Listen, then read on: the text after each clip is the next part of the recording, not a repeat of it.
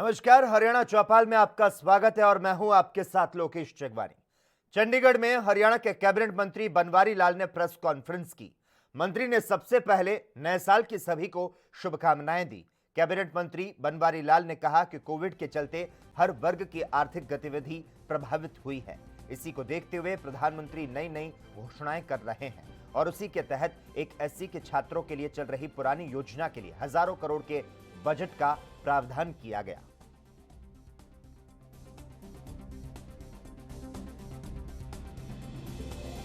आप सभी को नववर्ष की बहुत बहुत शुभकामना।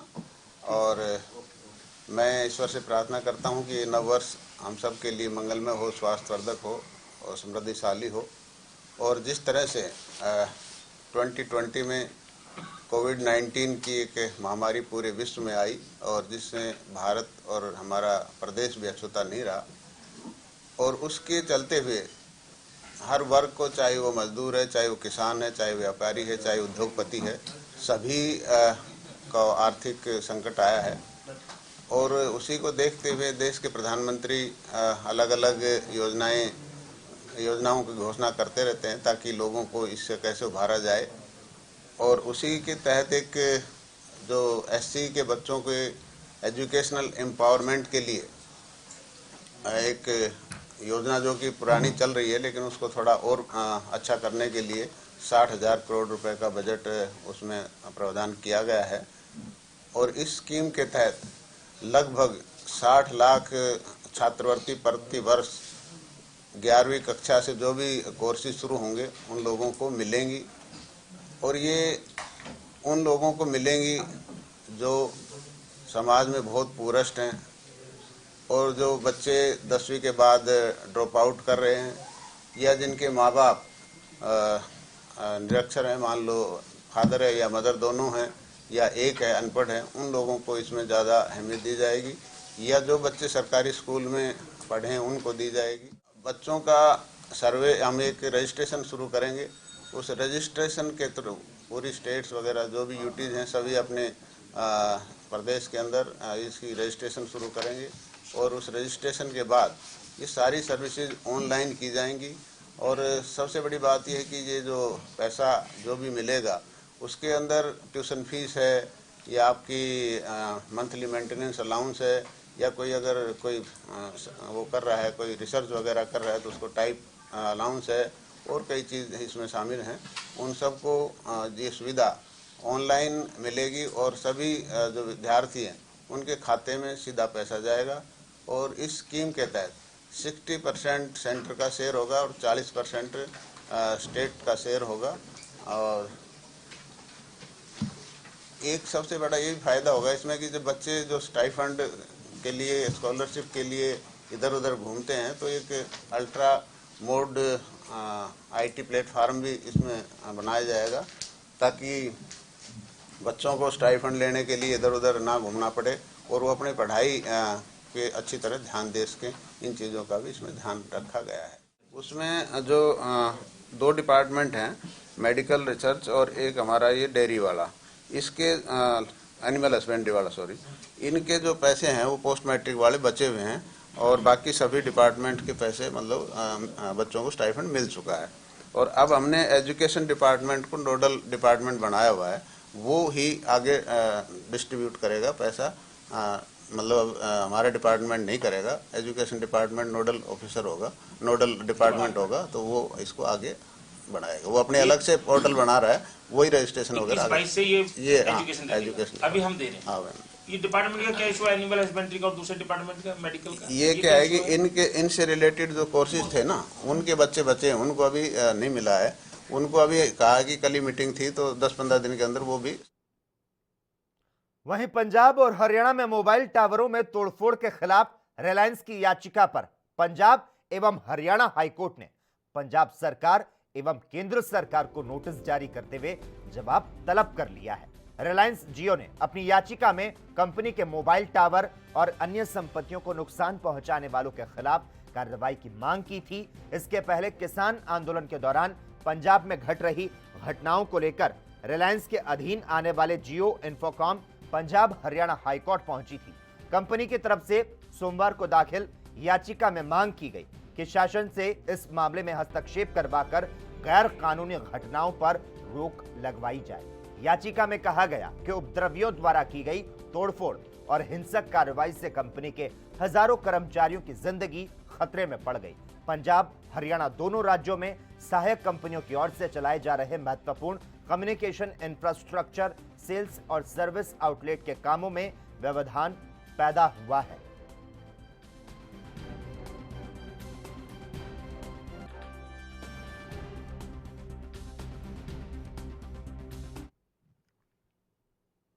अभी कोरोना महामारी से देश ठीक से संभला भी नहीं है कि एक और नई मुसीबत की सुगबुगाहट सरकार और लोगों को डराने लगी है। दरअसल हम बात कर रहे हैं पंचकुला के बरवाला इलाके में रहस्यमय तरीके से दम तोड़ने वाली मुर्गियों की, जहां पर अचानक से मरने वाली मुर्गियों की संख्या इतनी ज्यादा है कि इसने लोगों की चिंता को बढ़ा दिया है। हालांकि पंचकुला पशुपालन विभाग की तरफ से इन मुर्गियों के सैंपलों को इकट्ठा करते हुए उन्हें जालंधर और भोपाल स्थित लैब में भेजा जा रहा है। इन सैंपलों की टेस्ट रिपोर्ट आने के बाद इस बात की पुष्टि हो सकती है कि मुर्गियों की मौत के पीछे बर्ड फ्लू जैसा घातक वायरस जिम्मेदार है या फिर कुछ और।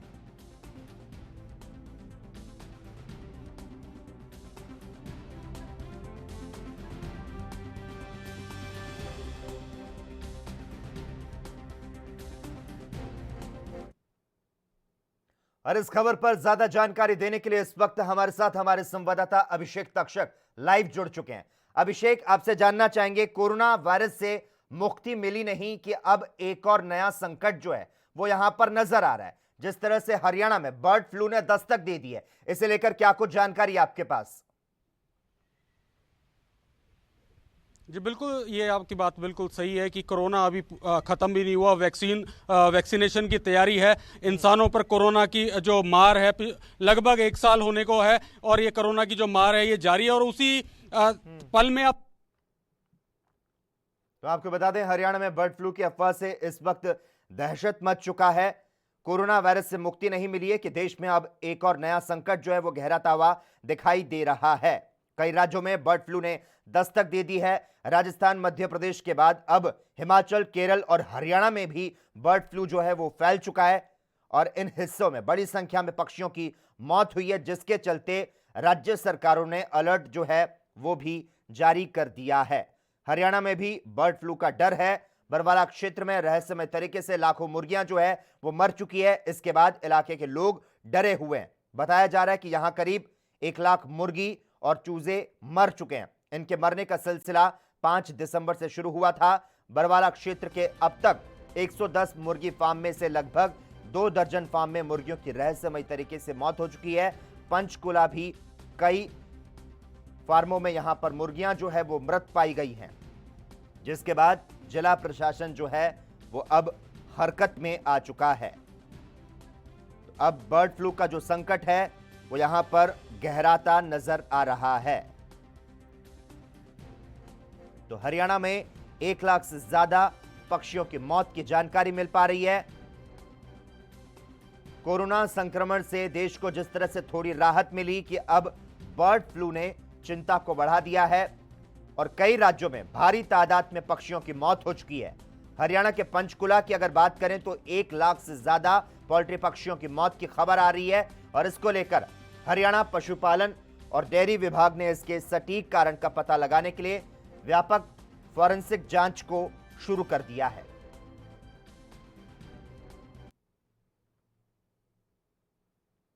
और इस खबर पर तमाम जानकारी देने के लिए इस वक्त हमारे साथ हमारे संवाददाता अभिषेक लाइव जुड़ चुके हैं। अभिषेक, पूरी जानकारी चाहेंगे, जिस तरह से बरवाला में हर दिन दम तोड़ रही है मुर्गियां और हरियाणा में बर्ड फ्लू की अफवाह से किस कदर दहशत का माहौल छाया है।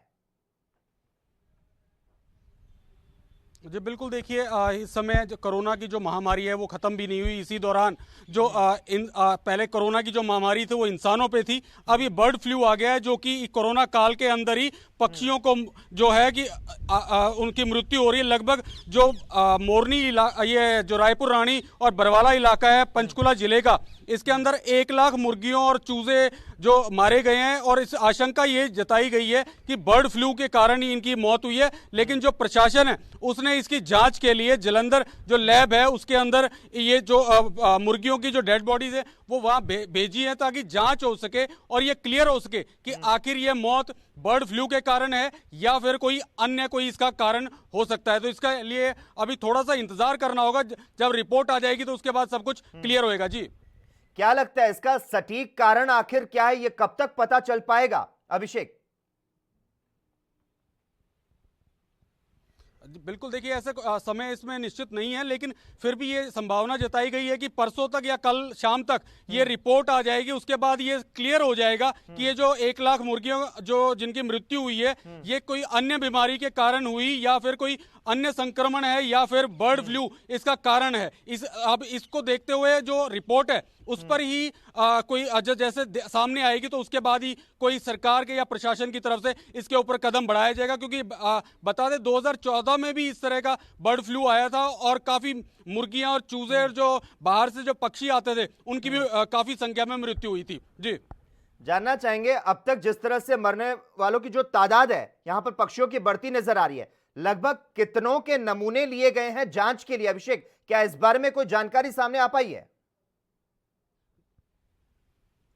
देखिए ये कोई इन्होंने स्पेसिफिक आंकड़ा नहीं दिया है कि कितनी जो मुर्गियां हैं उनके शव जांच के लिए भेजे गए हैं, लेकिन कई जो ये जरूर कहा गया कि कई जो मुर्गियां अलग अलग इलाकों से ली गई हैं और उनके जांच के लिए जलंधर जो लैब है जो पंजाब में उसको भेजा है। और ये रायपुर रानी और जो बरवाड़ा इलाका है इसमें जो पोल्ट्री फार्म है वो भारी संख्या में है और उन्हीं में ये संक्रमण जो फैला है। वहीं से सबसे पहले जो रिपोर्ट आई है कि वहीं पर जो मुर्गियों और जो उनके चूजे हैं उनकी जो मृत्यु है काफी संख्या में हुई है और इसका जो आंकड़ा है वो 1 लाख के आसपास है और कहीं उससे थोड़ा बहुत ज्यादा भी कहा जा सकता है। और ये जब जांच की रिपोर्ट आएगी उसके बाद ही इस पर कुछ कहा जा सकेगा, क्योंकि जो बिल्कुल, तो व्यापक फॉरेंसिक जांच जो है वो शुरू कर दी गई है।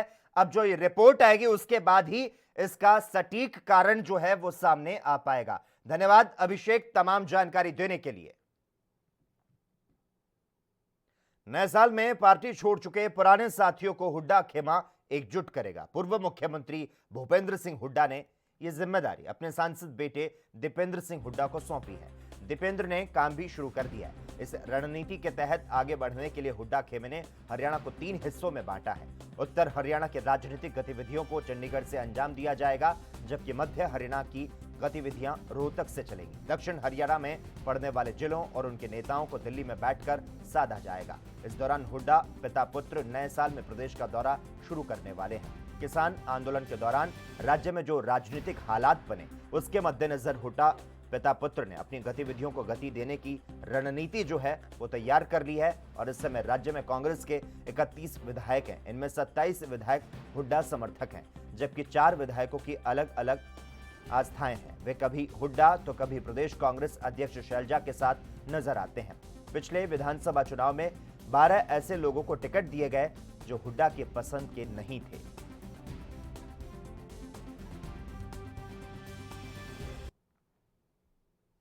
हरियाणा चौपाल में खबरों का सिलसिला लगातार जारी रहेगा। हम यहां पर रुकते हैं एक छोटे से ब्रेक के लिए।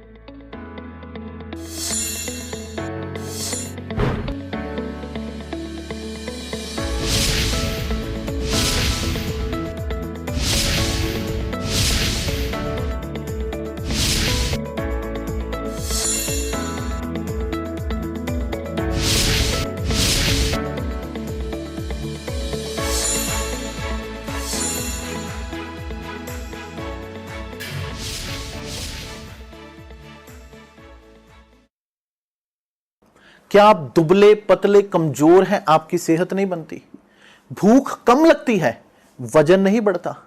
दरअसल मेन बात खाना पीना खाना नहीं है, मेन बात है खाया पिया लगना। और अगर खाया पिया लगेगा ही नहीं तो सेहत बनेगी कैसे? इसलिए हमारी संस्था सन्यासी आयुर्वेदा ने एक ऐसी दवा बनाई है जो कि आपके पाचन तंत्र को, आपके लीवर सिस्टम को ठीक करने का काम करती है, ताकि आप जो भी खाएं उसका पूरे का पूरा निचोड़ आपके शरीर को लगे, आपकी भूख बढ़े, खाया पिया सही से लगे, नया खून बने, हड्डियों में जान आए, वजन बढ़े, ताकत बढ़े, चेहरे पर नूर आए और आप मोटे, तगड़े, खूबसूरत पर्सनैलिटी के मालिक बन जाएं। यह दवा पूरी तरह से आयुर्वेदिक होती है। इसका शरीर पर कोई भी साइड इफेक्ट, कोई भी नुकसान या दुष्प्रभाव नहीं होता। लड़के, लड़कियां दोनों इसका इस्तेमाल कर सकते हैं और पहले 15 दिन के अंदर ही आपको इसका असर महसूस हो जाएगा। सिर्फ 650 रुपए की पूरे 1 महीने की दवा होती है और आप इसे घर बैठे 01145454545 पर फोन करके दवा मंगवा सकते हैं।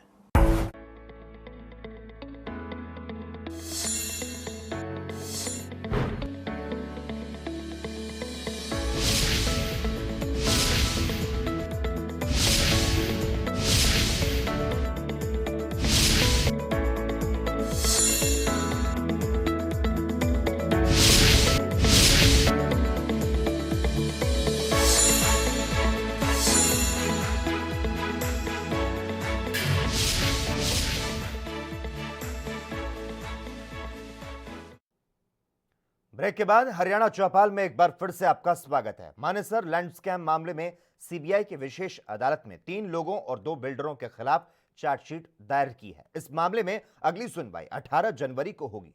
पूर्व चीफ टाउन प्लानर रहे Jagdeep Singh, assistant town planner Satish Kumar Arora, deputy superintendent Rajveer Singh, 2 company commander, retailers और धर्मा कंपनी प्राइवेट लिमिटेड पर चार्जशीट दायर की गई है। चार्जशीट के अनुसार किसानों की जमीन एकाएक करने के साथ उनकी जमीन प्राइवेट बिल्डरों को बेच दी गई थी।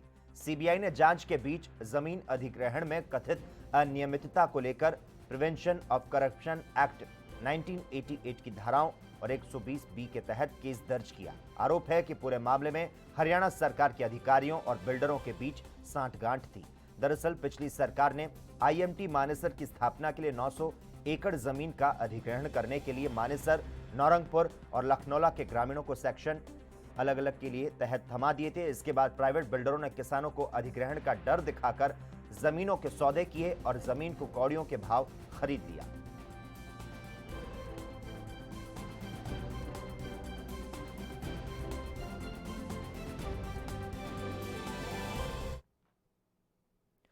अगली खबर रोहतक से, जहां पर बहादुरगढ़ के टिकरी बॉर्डर पर पिछले कई दिनों से लगातार हो रही बारिश के चलते किसानों को काफी दिक्कतों का सामना करना पड़ रहा है। बताया जा रहा है कि बारिश के कारण किसानों के आईटी सेल में उनके उपकरण भीग गए, जिसमें मोबाइल फोन, कैमरे, लैपटॉप शामिल हैं। आपको बता दें, किसानों ने अपनी आईटी सेल को पक्के घर में तब्दील कर दिया है। फिलहाल किसान आईटी सेल के लिए पक्के मकान बना रहे हैं। तो वहीं किसानों ने सरकार को चेतावनी दी कि अगर सरकार नहीं झुकी तो इसी तरह किसानों के लिए यहां पर पक्के मकान बना दिए जाएंगे।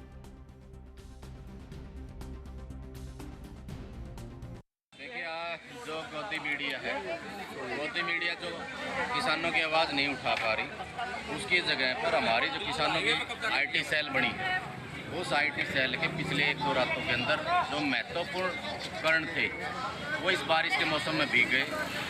उन्हीं उपकरणों की वजह से, कच्चे घराने की वजह से वो उपकरण भीगे। तो उसके लिए आज सोशल मीडिया के साथियों की सहायता के लिए सभी किसान भाई भी यहाँ पहुँचे हैं। कृषि कानूनों को लेकर किसानों और सरकार की 8वें दौर की बैठक बेनतीजा रही। सोमवार की बैठक में कोई ठोस नतीजा नहीं निकलने के बाद अब किसान आंदोलन को तेज करने की तैयारी कर रहे हैं। तो वहीं भीषण सर्दी के मौसम में कई राज्यों के किसान दिल्ली से लगी सीमाओं पर पिछले करीब 41 दिनों से डटे हुए हैं और इनमें ज्यादातर किसान पंजाब और हरियाणा के हैं। आपको बता दें, किसानों ने 26 जनवरी पर दिल्ली और अन्य हिस्सों में ट्रैक्टर रैली निकालने की कड़ी चेतावनी दी है। बताया जा रहा है कि 26 जनवरी को विशाल किसान परेड के नेतृत्व से कुछ सप्ताह पहले महिलाओं को ट्रैक्टर चलाते हुए देखा जा सकता है।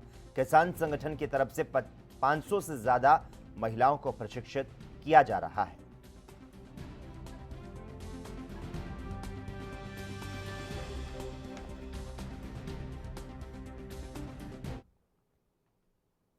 दिल्ली बॉर्डर पर किसानों के आंदोलन का आज 41वां दिन है। तो वहीं शंभू टोल प्लाजा पर किसान पिछले 12 दिनों से आंदोलन कर रहे हैं। अब शंभू बॉर्डर पर जो नज़ारा है वो दिल्ली के सिंघू बॉर्डर जैसा लगने लगा है, क्योंकि यहां भी सिंघू की तरह किसान दिन रात आंदोलन कर रहे हैं और यहां पर कीर्तन दरबार जो है वो भी सजना शुरू हो चुका है। आपको बता दें, आज पंजाब से संगीत अकादमी के बच्चों ने शंभू टोल प्लाजा पर कीर्तन करते हुए किसानों का हौसला बढ़ाया और किसान आंदोलन में किसानों की जीत की कामना की। पंजाब से आए जत्थे ने शंभू टोल प्लाजा पर बैठे किसानों को कंबल वितरित किए। पंजाब से आई संगीत अकादमी के सदस्य ने कहा कि उनकी सिर्फ यही मांग है कि जल्द से जल्द 3 कृषि कानूनों को रद्द किया जाए। तो वहीं भारतीय किसान यूनियन के नेता गुलाब सिंह ने पंजाब से आए संगीत अकादमी के जत्थे का आभार व्यक्त किया, तो साथ ही केंद्र सरकार पर निशाना साधा।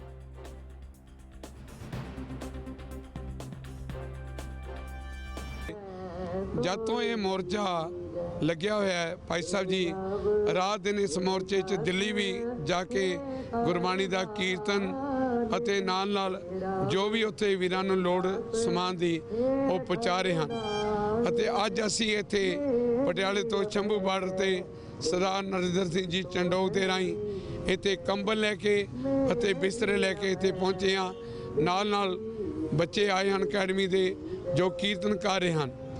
ਬਸ ਸਾਡੀ ਤਾਂ ਇਹੀ ਮੰਗ ਹੈ ਮੋਦੀ ਸਰਕਾਰ ਤੋਂ ਵੀ ਜਲਦੀ ਤੋਂ ਜਲਦੀ ਇਹ ਫੈਸਲਾ ਕਰਨ, ਨਹੀਂ ਤੇ कोई पता नहीं ये कल की धारण कर जाए। कभी हमें फिल्मों में डायलॉग सुना करते थे, तारीख पे तारीख, तारीख पे तारीख। तो ये डायलॉग अब राजनीतियों के भी आ गया है। ये 7 बारी हमारी गोल मेज कॉन्फ्रेंस हो चुकी है, 7 की 7 बारी ये बेनतीजा निकली है। लेकिन जो 4 तारीख वाली मीटिंग थी इसमें हमें बहुत उम्मीद थी कि कुछ ना कुछ निकल कर आएगा। मेरा बहुत एक्सपीरियंस है इसमें कि जब भी सरकार किसी आंदोलन को, किसी मुद्दे को ठंडे बस्ते में डालना चाहती है तो वो आयोग गठन कर देती है। तो आयोग कभी 4 साल लग जाते हैं, 10 साल लग जाते हैं और तब तक वो मुद्दा ही खत्म हो जाता है जब तक उस आयोग की रिपोर्ट आती है। तो इसलिए सरकार इस मुद्दे को भड़काने के लिए आयोग गठन करना चाहती है, लेकिन हमारी जथेबंदियों ने टोटली रिफ्यूज कर दिया। हम ऐसा आंदोलन। वहीं भिवानी में आयुष्मान भारत योजना के तहत स्वास्थ्य लाभ पहुंचाने के लिए विभाग आयुष्मान कार्ड बना रहा है। आपको बता दें, आयुष्मान भारत योजना देश की सबसे बड़ी स्वास्थ्य योजना है, जिसमें आयुष्मान कार्ड धारक को हर साल 5 लाख तक की मुफ्त बीमारी का इलाज मिलता है। इस दौरान नोडल अधिकारी डॉक्टर आशीष सांगवान ने बताया कि भिवानी में कुल 68,543 परिवारों के 4,14,832 लाभार्थी हैं, जो कि इस योजना का लाभ उठाएंगे। इनमें से 22,690 शहरी परिवार और 45,853 ग्रामीण शामिल हैं।